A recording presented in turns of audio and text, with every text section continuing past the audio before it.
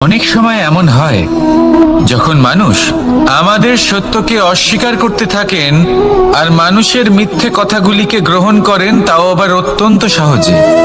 তখন আমাদের খুব দুঃখ হয়, বড়ই ক্রোধ হয় মানুষের এই মানসিকতা নিয়ে। কিন্তু এটা জানা অত্যন্ত গুরুত্বপূর্ণ যে এমন কেন হয়। কারণটা কি আপনারই কি কোনো দোষ রয়েছে? কখনোই নয়। কারণ হলো এটা যে এই যে সত্য, এই সত্যের মূল্য অত্যন্ত অধিক, এতটাই অধিক যে অনেক সময় অনেক ধনী ব্যক্তিও এর মূল্য মেটাতে পারেন না। সেখানেই যদি মিথ্যের কথা বলি তাহলে এর মূল্য অত্যন্ত কম। অত্যন্ত সহজেই মিথ্যে সবার মধ্যে বিক্রি হয়।